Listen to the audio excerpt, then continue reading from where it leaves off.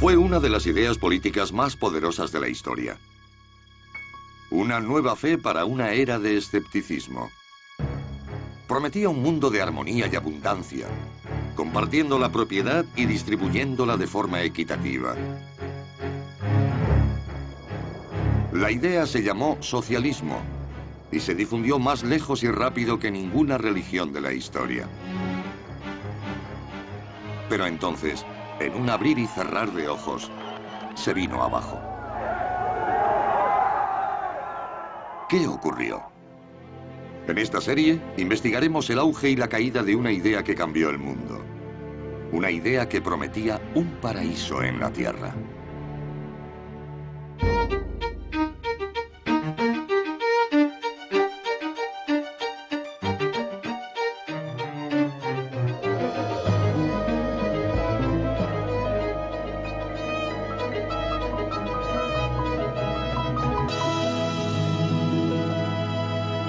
Socialismo, el paraíso terrenal. La primera parte del siglo XIX trajo consigo la fe en un progreso humano sin límites. Se abandonaron las viejas ideas basadas en la religión y la superstición a favor de otras nuevas supuestamente fundamentadas en la ciencia y el pensamiento racional. Una de esas ideas recibió el nombre de socialismo. Hola, soy Ben Wattenberg. Bienvenidos a Socialismo, el paraíso terrenal. En esta primera entrega, un reformador británico crea un modelo de utopía en la frontera americana. Poco después, dos filósofos alemanes reestructuran la idea como profecía, afirmando que el socialismo es el destino del mundo. Comienza el siglo XX y la Revolución Rusa se propone cumplir la profecía a cualquier precio, incluyendo asesinatos en masa. Mientras, los reformistas pacíficos de Europa y Norteamérica responden de forma diferente a la llamada del socialismo. Y así empezamos, en América. Estados Unidos aún no tiene 50 años de vida. Abundan los terrenos en el oeste, un imán para nuevos pobladores y nuevas ideas.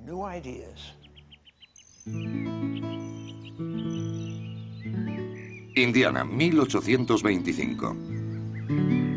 A orillas del río Wabash se desarrollaba un gran experimento. Se llamó New Harmony y sería una comunidad de igualdad.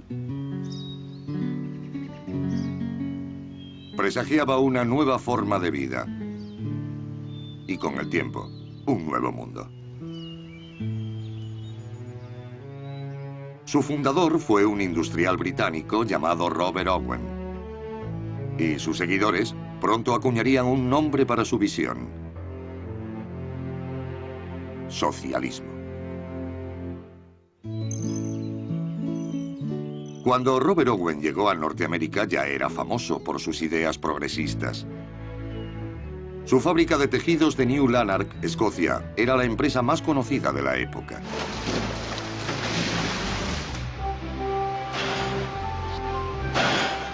Owen redujo la jornada laboral, restringió el trabajo infantil e incluso proporcionó bajas por enfermedad. No solo se preocupaba por cómo trabajaban sus 2000 empleados, también por cómo vivían. Todo aquel que viviera en sus propiedades en New Lanark debía hacerlo bajo sus reglas y eran muy concretas. ¿Con qué frecuencia sacar la basura o bañarse? ¿A qué hora debían llegar a casa por la noche? No podían emborracharse en público. Debían pasar tiempo con sus familias. Ese tipo de cosas. La educación era una pieza clave de las reformas de Owen. En vez de contratar a los hijos de sus empleados, les obligaba a ir al colegio. También creó el primer centro de preescolar del Reino Unido.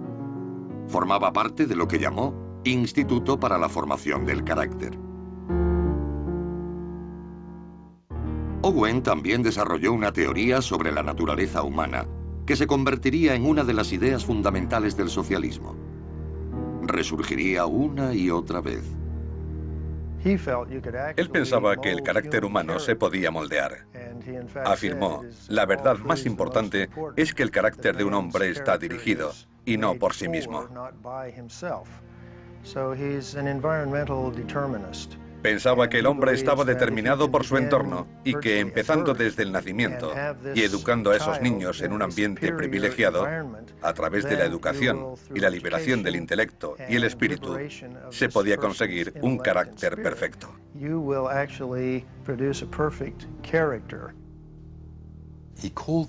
Lo llamó el segundo advenimiento de la verdad. Él creía ser el segundo Mesías. Pero a diferencia de Jesús, que solo podía expresar la verdad con parábolas, Owen podía decirla literalmente porque contaba con la ciencia. La gente se tomó a Owen muy en serio. Cuando llegó a América en 1825, se convocó una sesión en el Congreso para escuchar sus ideas. Ante una audiencia que incluía al presidente James Monroe y al futuro presidente John Quincy Adams, Owen anunció que había adquirido un pueblo en Indiana. Allí continuaría el trabajo iniciado en New Lanark, pero esta vez su comunidad sería de verdadera igualdad.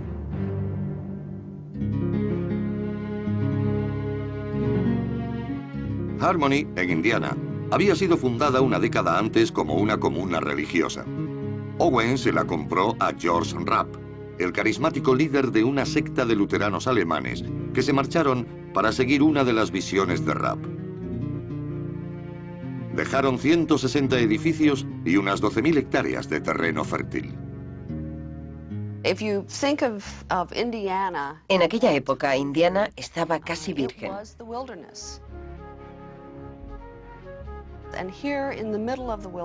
Y allí, en medio de la naturaleza, había una bonita población con casas de ladrillo y madera y una magnífica iglesia cruciforme en el centro.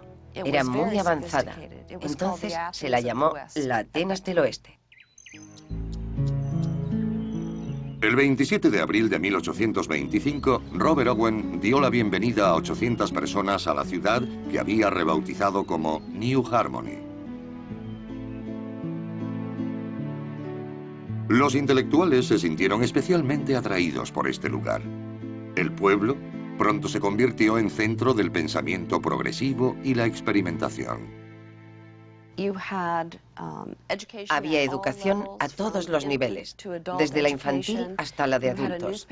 Publicaban un periódico. Había naturalistas explorando el entorno de la ciudad. Escribían libros de ciencia natural para mostrar a la gente las maravillosas especies del Medio Oeste. Se daban conferencias sobre la igualdad de derechos para las mujeres y sobre la abolición de la esclavitud. Corrían los años 1827 y 1828. Para hacerlo coincidir con el 5º aniversario de la Declaración de Independencia en julio de 1826, Owen hizo público lo que veía como el siguiente paso en la liberación de la humanidad: la Declaración de la Independencia Mental. A partir de ese momento, proclamó, el hombre se liberaba de la trinidad de males responsables de todos los vicios y sufrimientos del mundo: la religión tradicional, el matrimonio convencional y la propiedad privada. El último era la clave. La idea de terminar con la propiedad privada animaría al socialismo durante los siguientes 150 años. I think that Robert Owen arrived slowly at the conclusion. Robert Owen llegó poco a poco a la conclusión de que la propiedad y el beneficio individual estaban minando las oportunidades de crear una nueva sociedad.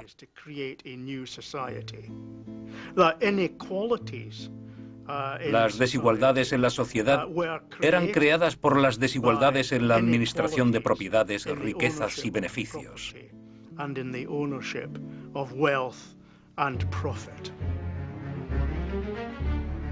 Owen no cedió sus propiedades a la comunidad, pero la gente empezó a vivir allí de forma gratuita. Todos los bienes se distribuían en el almacén del pueblo. No era el sistema más eficaz. Un miembro de New Harmony llamado Paul Brown escribió: Incluso las ensaladas eran depositadas en el almacén para repartirlas, dando 10.000 pasos innecesarios y haciendo que llegaran a la mesa en estado lamentable. Al poco tiempo, muchos miembros perdían entusiasmo por el experimento. Uno de los problemas de New Harmony fue que era un grupo grande de idealistas en un lugar aislado. Pasaban mucho tiempo pensando sobre el ideal de la comunidad perfecta. Al final, había muchos pensando y pocos trabajando. Nadie trabajaba. Al poco tiempo, las industrias que habían prosperado con los seguidores de George Rapp quebraban o cerraban.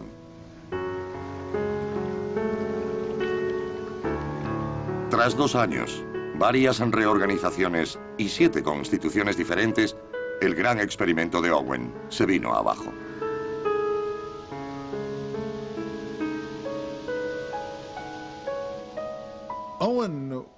Owen tardó en asumir el fracaso de New Harmony.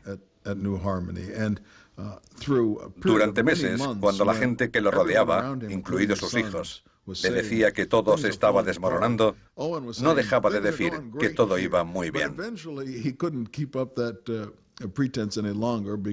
Al final no pudo continuar con sus pretensiones porque la gente empezó a irse.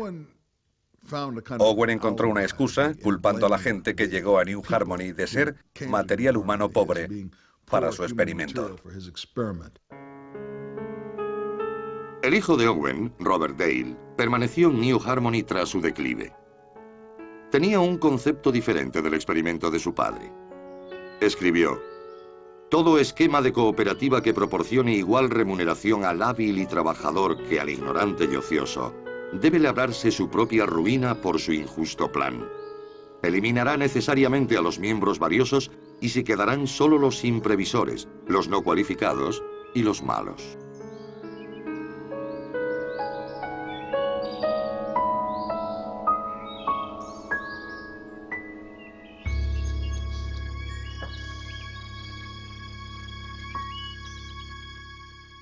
A pesar del fracaso de New Harmony y los otros intentos de poner en práctica el socialismo, la idea continuó generando gran entusiasmo.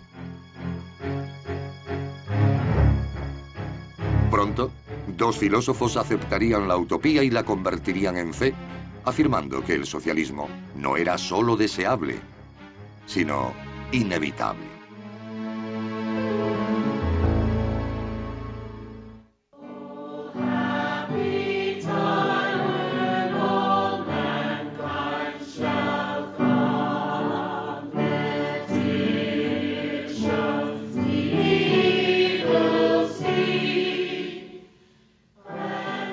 En Inglaterra, Robert Owen y sus seguidores estaban construyendo lugares de reunión para los fieles socialistas. Los llamaron salas de ciencia. Cada semana miles de partidarios del nuevo mundo moral de Owen llegaban allí buscando inspiración. Aunque proclamaban de corazón su desprecio por todo tipo de religiones, se reunían allí todos los domingos con sus familias. Pero no le llamaban misas.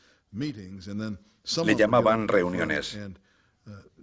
Algunos subía al estrado y hacía algo parecido a un sermón, pero ellos lo llamaban conferencia. Después cantaban con un libro de himnos socialistas, pero no cantaban sobre Dios y la bondad, sino sobre la igualdad y la hermandad. En 1843, la congregación de Manchester incluía a un periodista alemán de 22 años llamado Friedrich Engels. Para un joven que se rebelaba contra la fe de sus padres, las reuniones tenían un gran atractivo. Engels era un rebelde. Sería el típico joven miembro de una fraternidad. Le interesaba el ejército, los deportes. Le encantaban los pubs, las mujeres. Pero también era un intelectual. Era el tipo de persona que enseguida se reconoce como un líder, como alguien que congrega gente a su alrededor. En Alemania, Engels se reunía con los radicales. y su padre quería alejarlo de la mala influencia de sus amigos. Se le ocurrió enviarlo a Inglaterra, a Manchester, donde el negocio familiar tenía una sucursal. Y Fred accedió. Pero su padre no sabía que su hijo y sus amigos radicales habían llegado a la conclusión de que la revolución iba a estallar en Inglaterra y Fred quería estar allí para tomar parte en la acción.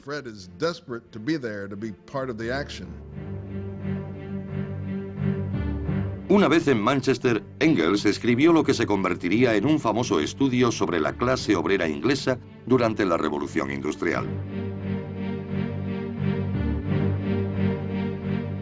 Los obreros de 1840 en Inglaterra llevaban una vida miserable. Trabajaban 16 y 18 horas al día. Vivían en condiciones infrahumanas. Proliferaban las enfermedades. Las condiciones de vida estaban muy por debajo de lo que se esperaría incluso en países subdesarrollados. El trabajo infantil estaba a la orden del día. Fue una época lamentable.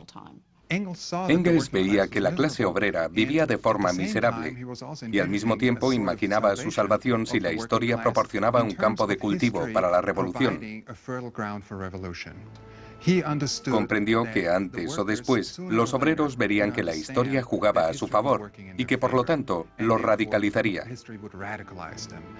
Una vez radicalizados, los obreros ya no se verían pasivamente como víctimas del capitalismo e intentarían cambiar esa situación.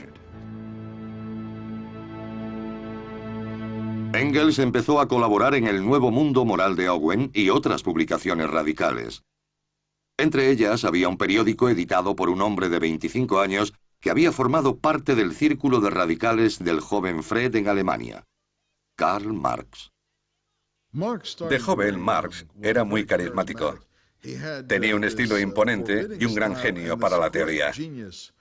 Donde otros veían un significado, Marx veía un significado dentro de otro y este dentro de otro mayor.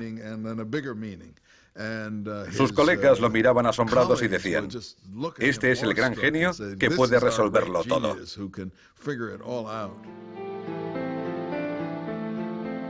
A Marx no le interesaban demasiado las ideas de sus colegas.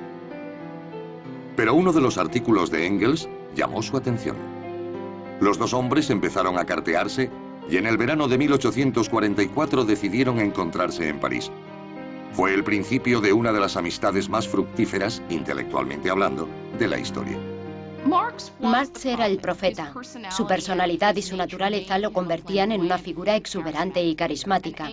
Engels admiraba sus ideas. Pero fueron sus primeros trabajos e investigaciones los que pusieron los cimientos sobre los que se basó posteriormente el marxismo. Engels apoyó a Marx, no solo a través de su investigación, sino también económica y psicológicamente. Sin Engels no hubiera existido el marxismo.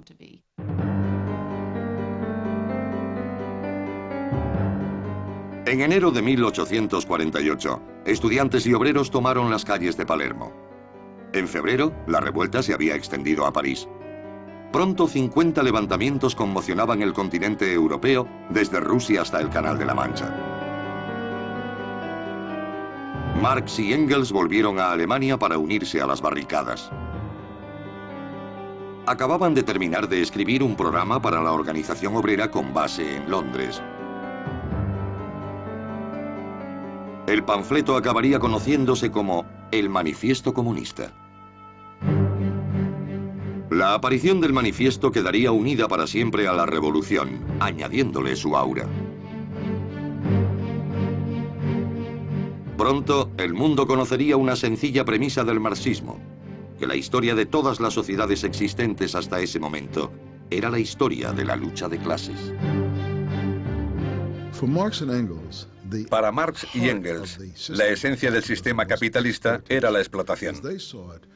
Como ellos lo veían, los obreros eran los que hacían los productos que salían de las fábricas, pero los capitalistas eran los que se llevaban todos los beneficios.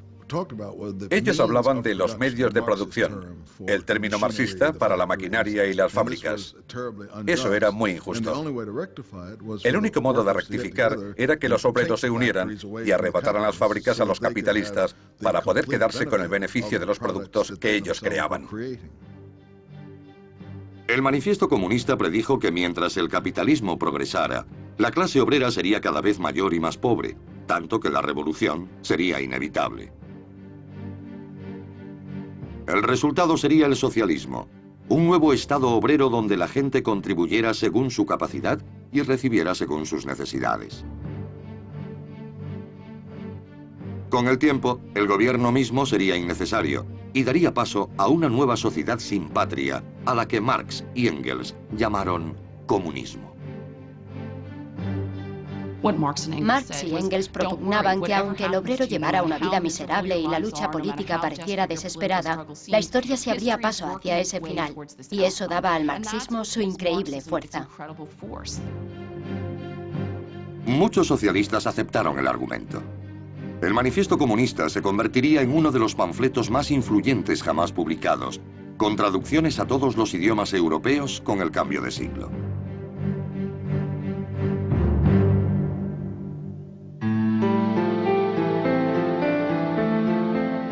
Pero el manifiesto era solo un resumen. Marx se puso a trabajar en un volumen que explicara una teoría completa del socialismo. En 1851, Marx escribió a Engels que esperaba terminarlo en 5 semanas. Pero 5 semanas se convirtieron en 5 años, otros 5 y después 5 más. Mientras, Marx dependía económicamente de Engels. La única vez que Marx consiguió un trabajo fue como corresponsal del New York Tribune, pero no hablaba inglés, por lo que no podía escribir los artículos en ese idioma.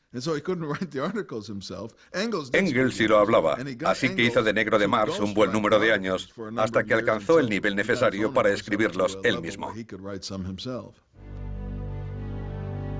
Marx tardó casi 20 años en terminar su obra maestra. En 1867 acabó el primer volumen de El Capital, prometiéndole más volúmenes.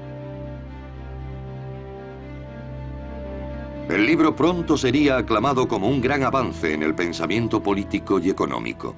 En el desarrollo científico de la época, y hablamos del siglo XIX, Marx había logrado, al menos para muchos socialistas, lo que Darwin había conseguido en la biología. Había puesto al descubierto las leyes económicas que regían el capitalismo. Y en ese sentido, había desvelado el motor de la historia, el desarrollo económico.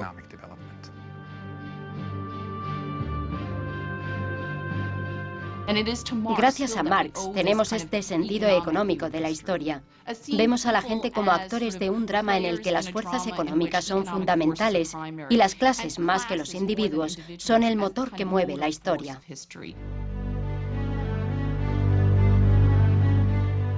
Engels sobrevivió 12 años a Marx.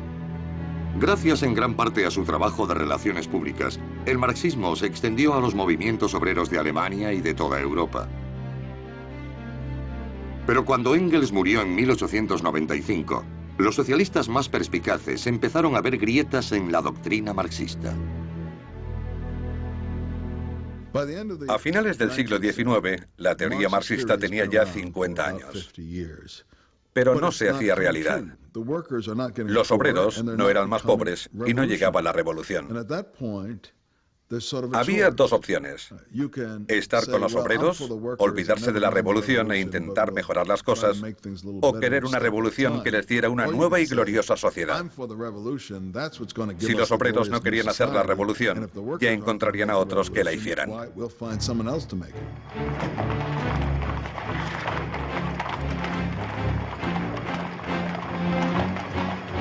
Mientras el siglo XIX llegaba a su fin, dos hombres muy diferentes defenderían cada una de las opciones. El movimiento se dividiría en dos.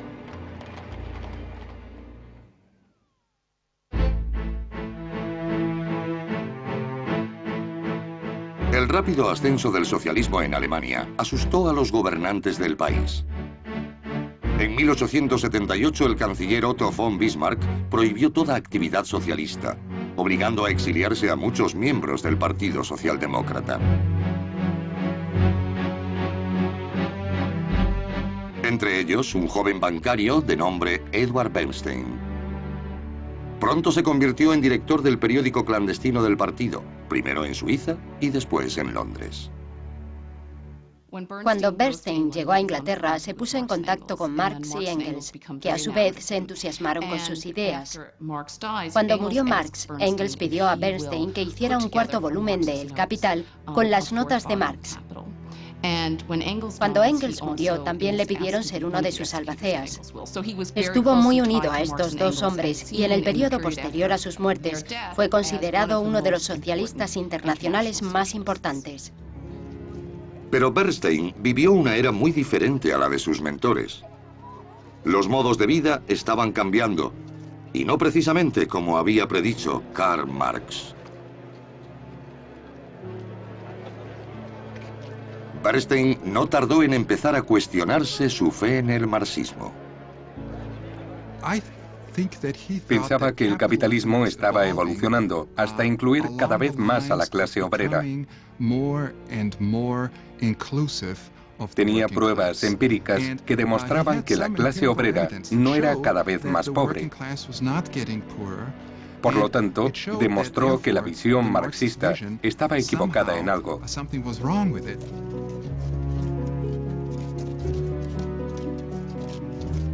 Bernstein decidió enfrentarse a sus dudas. Escribió: "Esto no puede continuar. Es absurdo intentar reconciliar lo irreconciliable. Hay que dejar claro en qué estaba equivocado Marx y en qué no".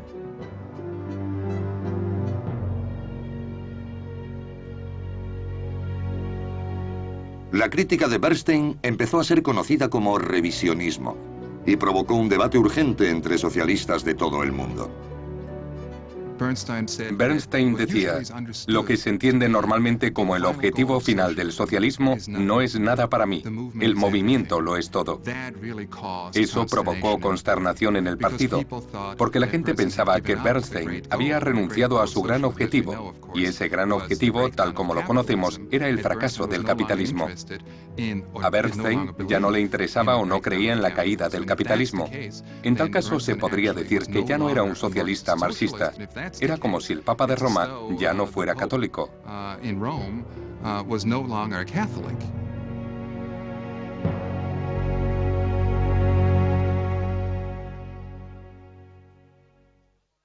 miles de kilómetros, un hombre de 29 años seguía el debate exiliado en Siberia.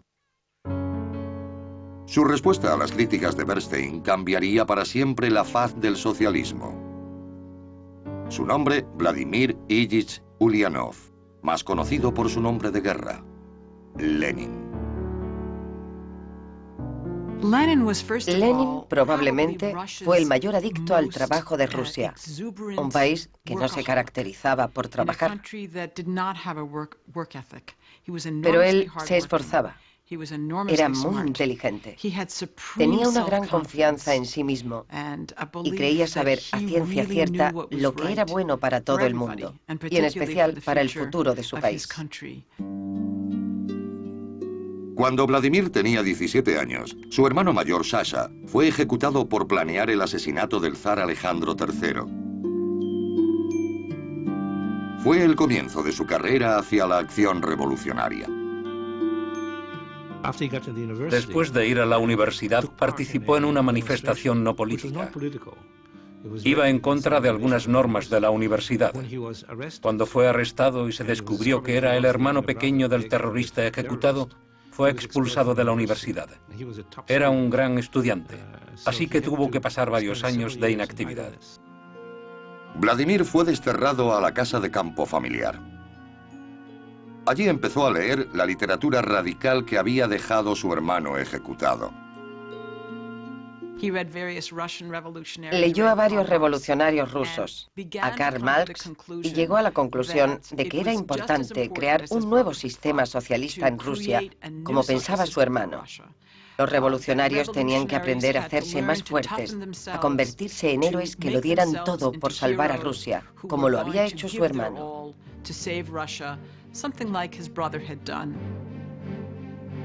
La actividad revolucionaria de Vladimir le llevaría a tener más problemas con la ley. Cuando leyó los escritos de Edward Bernstein, casi una década después, volvía a estar en el exilio, esa vez en Siberia. Su vida giraría entonces en torno a un solo objetivo: la revolución. Lenin solía estar furioso. Era su personalidad. Bernstein le enfurecía, pero a diferencia de otros, se dio cuenta de que tenía razón, de que los obreros no iban hacia la revolución. Cuando Lenin volvió del exilio, su hermano menor fue a buscarlo a la estación de tren. Dmitri Ulyanov recordaría después el primer tema que salió de los labios de su hermano: la necesidad de refutar a Bernstein. Pronto estableció una idea radicalmente diferente de qué hacer si los obreros no iban a la revolución. Lenin desarrolló muy pronto lo que yo llamaría una política basada en la ausencia de confianza. Si no se puede esperar que los obreros hagan una revolución, ¿en quién confiar? Para Lenin solo se podía confiar en revolucionarios profesionales, como él mismo, que harían la revolución en nombre del pueblo. Lenin se dijo: al diablo con los obreros, la revolución lo es todo. Pero no fue tan honesto. No dijo al diablo con los obreros, sino: tendremos que descubrir la vanguardia de los obreros, del proletariado. Seremos mis camaradas y yo, y nosotros haremos la revolución para los obreros. Para Lenin era más que una teoría. En 1900 abandonó Europa para fundar un periódico clandestino, Iskra o Chispa, con la que prendería un nuevo movimiento revolucionario en Rusia.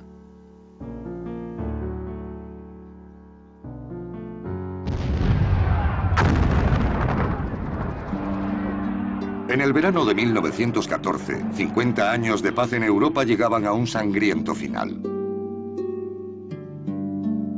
Todo el continente se vería envuelto en el conflicto más violento que el mundo haya visto. La Gran Guerra golpeó a Rusia con especial dureza.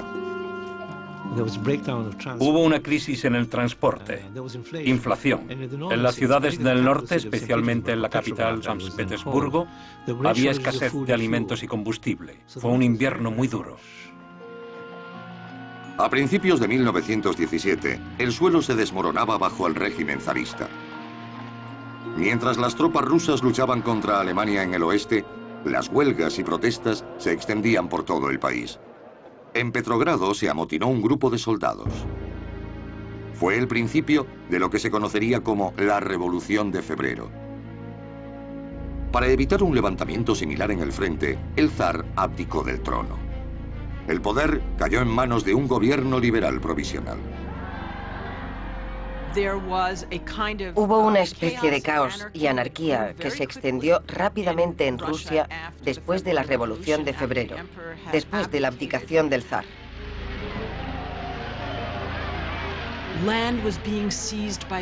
La tierra había sido tomada por los campesinos. Pueblos pequeños declaraban su independencia y hacían sus propias banderas.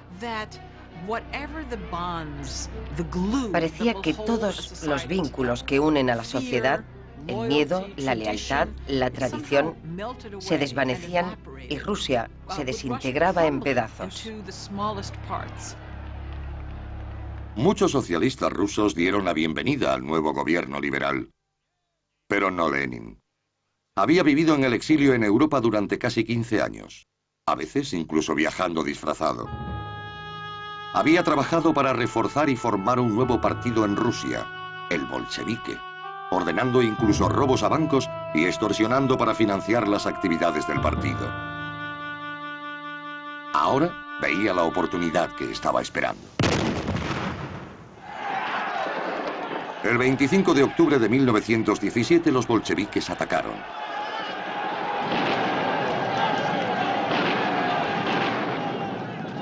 Esta es una reconstrucción soviética del asalto de los hombres de Lenin al Palacio de Invierno de San Petersburgo. En realidad, la revolución fue mucho menos dramática. El gobierno provisional entregó el poder sin apenas derramamiento de sangre. Pocos esperaban que el nuevo régimen estuviera más tiempo en el poder que el anterior.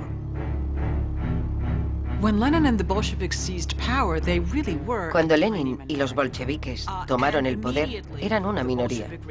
Casi inmediatamente, el régimen bolchevique se vio envuelto en una guerra civil que ganó militarmente, pero que también ganó porque los bolcheviques habían usado bien la propaganda para conquistar lo que hoy podríamos llamar los corazones y mentes del pueblo ruso.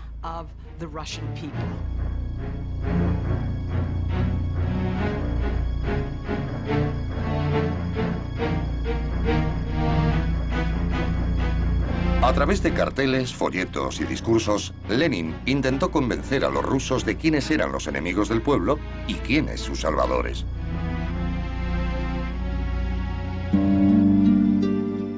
Pero Lenin no se quedó en la propaganda.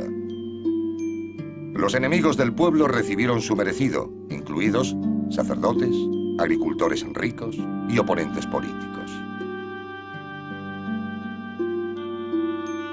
Lenin comenzó con Nicolás II, el último zar de Rusia.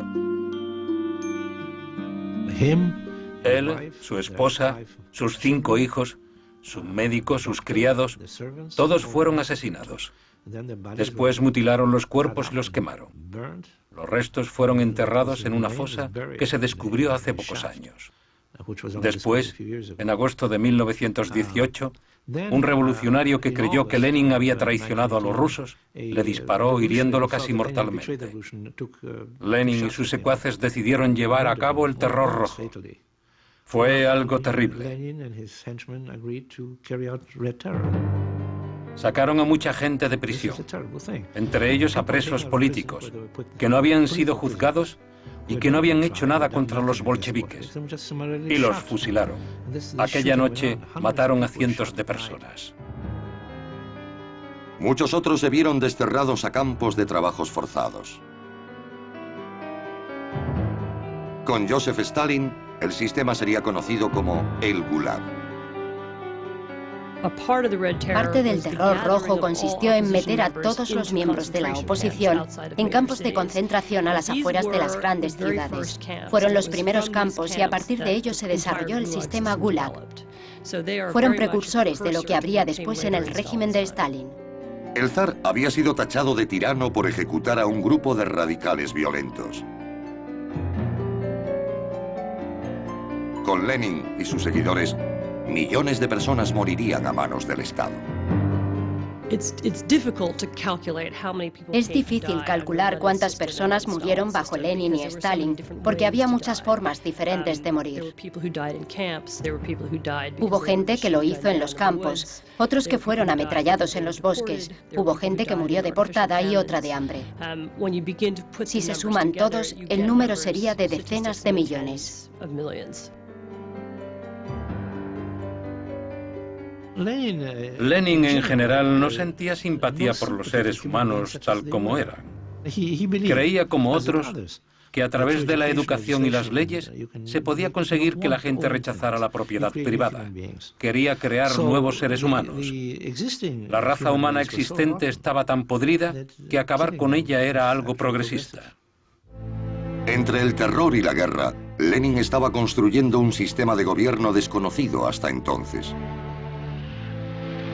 Junto con el antiguo régimen, fueron borradas por completo las industrias capitalistas rusas, bancos e iglesias. En su lugar, una única institución, el partido. La mayoría de los bolcheviques no tenían experiencia en negocios o administración, pero idearon un plan para dirigir el país con la quinta economía y la tercera población más grandes del mundo.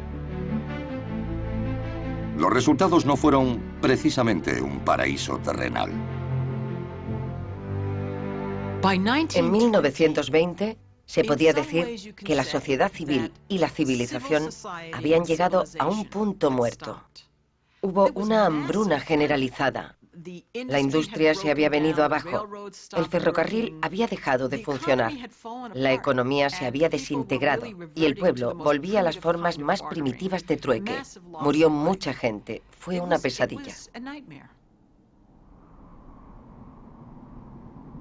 Ahora, Rusia era conocida oficialmente como Unión de Repúblicas Socialistas Soviéticas. Los bolcheviques se llamaban a sí mismos comunistas. El término se había ido intercambiando con el de socialismo. Pero tomó un nuevo significado cuando Lenin rompió todos los lazos con el resto de socialistas del mundo y formó un nuevo movimiento internacional. Tenía grandes planes para su revolución. Lenin dijo más de una vez que no creía que la revolución quedara confinada a Rusia. La revolución tenía que extenderse, tenía que llegar a los países industrializados de Occidente, primero a Alemania y Gran Bretaña, y después a Estados Unidos. En el esquema marxista de las cosas, la primera nación que había que transformar era el país capitalista más avanzado del mundo. Y ese era Estados Unidos. Pero, irónicamente, el socialismo nunca consiguió la misma popularidad en Norteamérica que en otros países. Básicamente porque su principal destinatario, la clase obrera, los sindicatos, no lo aceptaban. Lucharon por ello un tiempo y después lo rechazaron. En Norteamérica, la división entre sindicatos y socialistas se remonta a los comienzos del movimiento obrero organizado a finales del siglo XIX. Incitados por Marx y Engels, los movimientos obreros de toda Europa empezaron a cobrar fuerza, y la mayoría adoptó el socialismo como filosofía a seguir. Los obreros también se organizaron en Norteamérica, pero ellos escogerían un camino diferente, liderados por un fabricante de puros llamado Samuel Gompers. La ironía sobre Sam Gompers era que se trataba de un marxista que formó un sindicato antimarxista.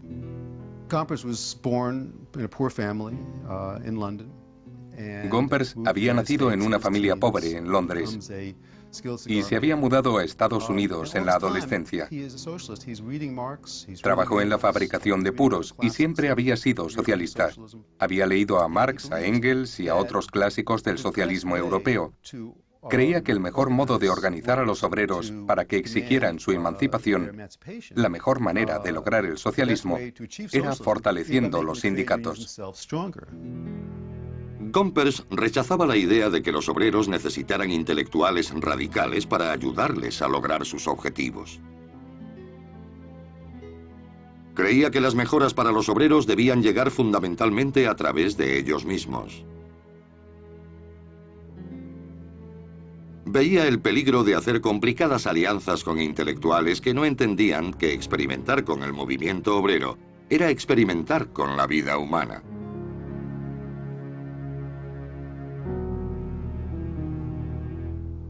Gompers y sus aliados apoyaron algo llamado sindicalismo puro y simple. Significaba usar las huelgas y boicots para luchar por un mejor salario y beneficios, en vez de acciones políticas para crear un nuevo sistema. En 1866, Gompers ayudó a fundar la Federación Americana del Trabajo, la AFL, uniendo a sindicatos de todo el país. Como primer presidente de la AFL, su salario sería menor del que conseguía haciendo puros. El liderazgo de Gompers sobre los obreros norteamericanos sería desafiado por socialistas de dentro y fuera de la AFL. En 1901, algunos de ellos se unieron para formar el Partido Socialista de América. Al timón del partido estaría su rival, un hombre del mundo del ferrocarril llamado Eugene Debs. Debs es un personaje fascinante porque es uno de los candidatos perennes que se presentó 5 veces a la presidencia por el Partido Socialista. En 1916 consiguió su mayor éxito, un escaso 6% de los votos, pero era una figura muy popular y carismática, mucho más que Gompers. Gompers esperaba poder trabajar con Debs, pero terminó llamándole apóstol del fracaso. Se había implicado en el Sindicato de Occidente, después en el Sindicato Americano y en el IWW. Gompers pensaba que cualquier intento de organizar un sindicato rival era en realidad hacer el trabajo a los patronos. porque habría sindicatos enfrentados.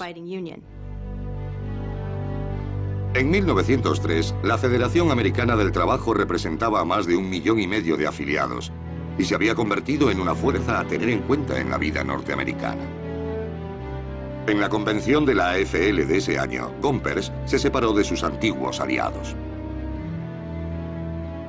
Quiero deciros, socialistas, que llevo 30 años estudiando vuestra doctrina, que he estado asociado con muchos de vosotros. Quiero deciros que estoy en total desacuerdo con vuestra filosofía. Económicamente es poco sólida, socialmente está equivocada e industrialmente es imposible.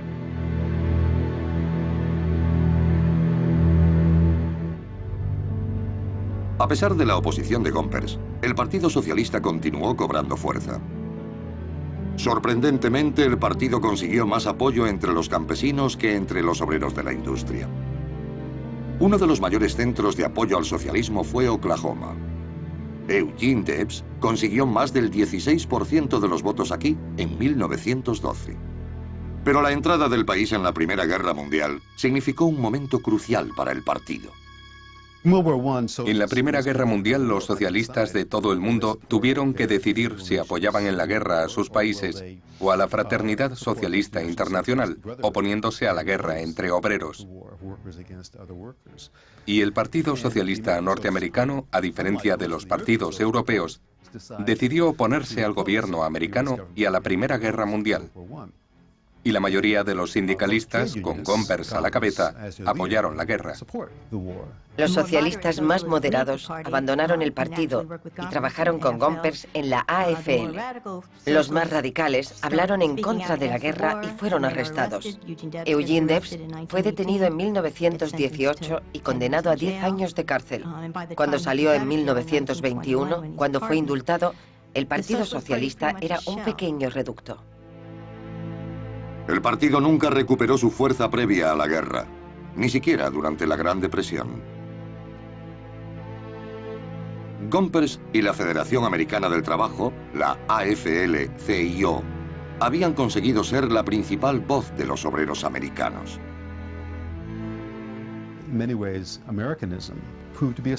El americanismo demostró ser un sustituto del socialismo para muchos trabajadores. Después de todo, siempre ha defendido que el ciudadano medio pueda conseguir lo que quiere, que todos puedan disfrutar de un nivel de vida parecido.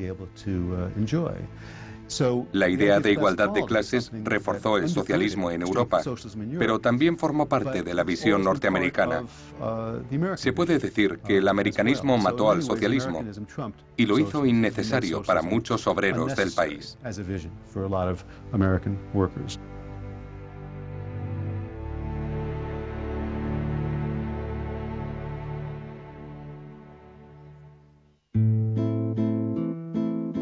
Pero el socialismo encontraría su hueco en Norteamérica.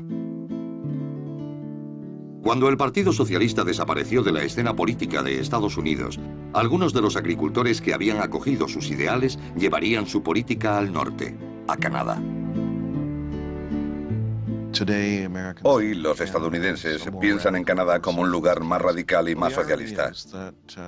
La ironía es que los primeros políticos socialistas canadienses, los primeros intelectuales, eran de allí. La gente ha olvidado eso. El socialismo del que se habla en Canadá fue importado de Estados Unidos. Entre 1898 y 1915, casi 1 millón de personas emigraron de Estados Unidos a Canadá.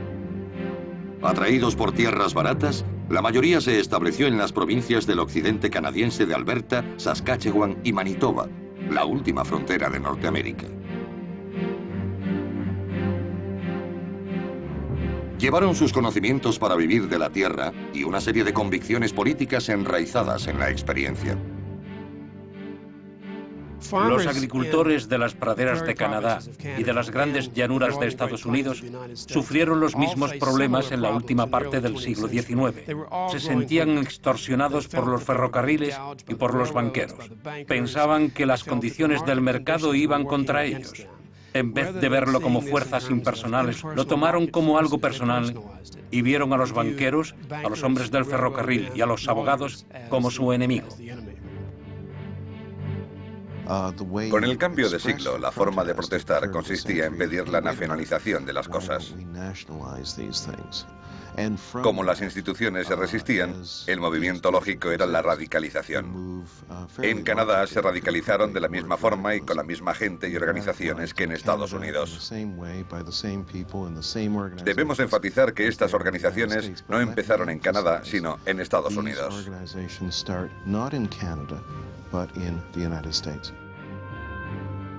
Todas las grandes organizaciones de agricultores de Estados Unidos resurgirían en Canadá de una u otra forma. En los años 20, estas organizaciones y sus sucesoras empezaron a hacerse oír en las provincias de las llanuras. Pronto pudieron influir en la política electoral de Manitoba, Saskatchewan y Alberta, simplemente por la fuerza de su número. Cuando se notó la Gran Depresión en las llanuras en los años 20, no en los 30, con la sequía y la caída del mercado del trigo, los agricultores empezaron a pensar en formar su propia fuerza política independiente. En 1932 surgió un nuevo partido político de una conferencia en Saskatchewan, la Federación Cooperativa de la Commonwealth, la CCF. La CCF tuvo un gran impacto entre los agricultores radicales, sindicatos e intelectuales socialistas. También se dejó sentir en universidades y en iglesias protestantes.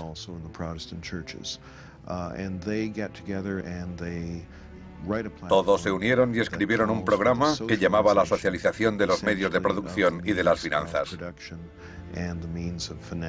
Es un programa socialista clásico.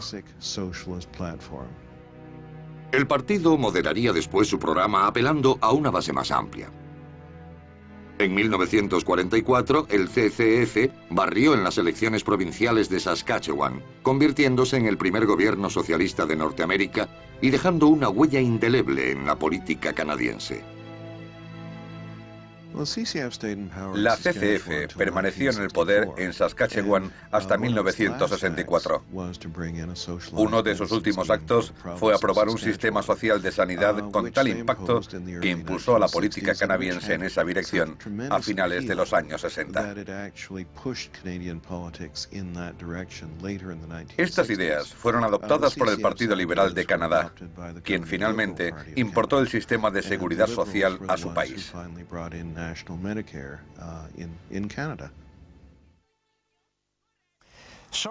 El socialismo encontró más partidarios en Canadá que en Estados Unidos.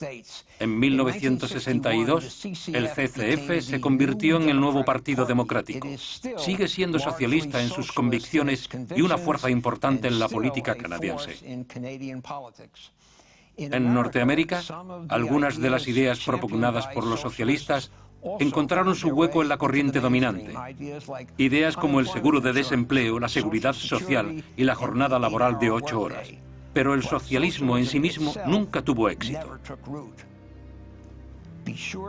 No se pierdan el segundo episodio de Socialismo, el paraíso terrenal. Gracias, soy Ben Wattenberg. En el siguiente capítulo, de China a Gran Bretaña, de Israel a África, una nueva generación de líderes da vida a visiones radicalmente diversas, mientras el socialismo llega al poder por todo el mundo.